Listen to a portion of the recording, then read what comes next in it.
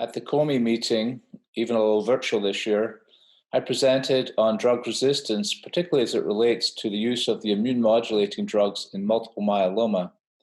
The immune modulating drugs that we are familiar with include thalidomide, lenalidomide, pomalidomide, and now iberdomide.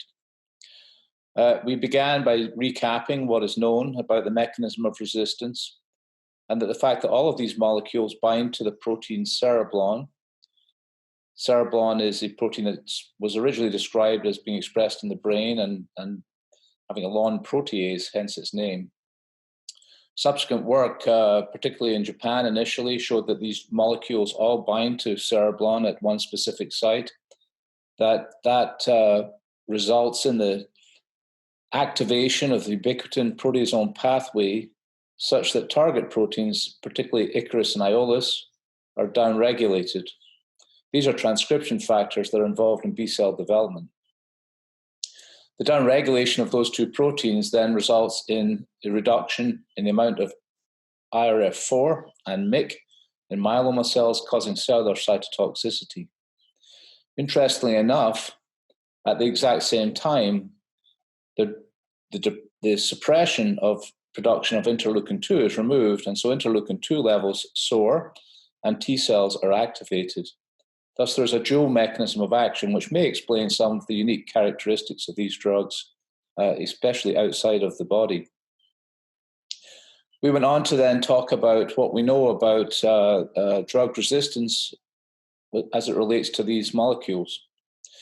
We reminded everybody that on their own, as single agents in phase 1 trials, they only worked about 30% of the time, even in people who had not been exposed to drugs previously. This is interesting because almost all myeloma patients at diagnosis have normal cereblon levels and very little mutation.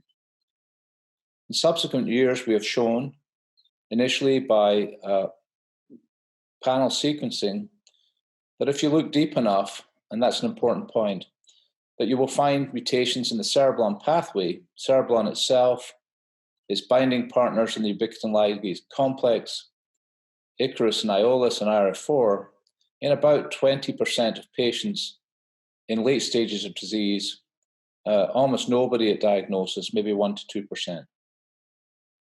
It's important to note, however, that you only see this mutation frequency in patients who have had panel sequencing with depths of 700 or even 1000x. If one looks at whole exome sequencing data, which is the majority of what has been published with 30x coverage, the mutation frequency obviously drops dramatically. Since these are mostly subclonal, which is another unusual and difficult to understand characteristic, whereas the frequency of these mutations can be less than 10% of a myeloma clone. What I updated people on at the meeting was that we have also now begun to explore structural variation in these genes.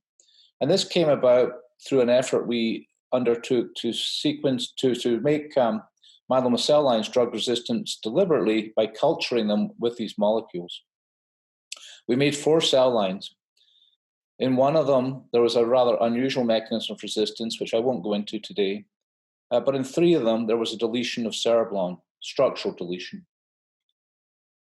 We therefore thought, well, perhaps we're missing mechanisms of drug resistance if cereblon is just absent, and went on with the help of Linda Bond at Mayo Clinic to perform whole genome sequencing with a technique called mate pair to look at the prevalence of cereblon or IRF4, Ikaros, Aiolos structural change.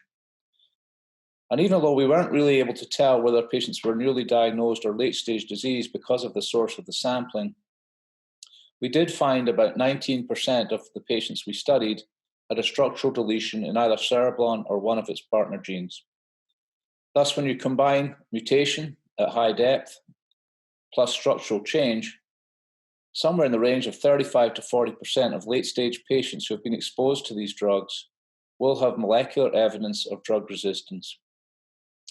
There is, however, no test available clinically today which allows us to measure this in humans yet, but it's certainly something that would be helpful since these are highly expensive drugs and in the absence of cereblon, they have no potential for working at all.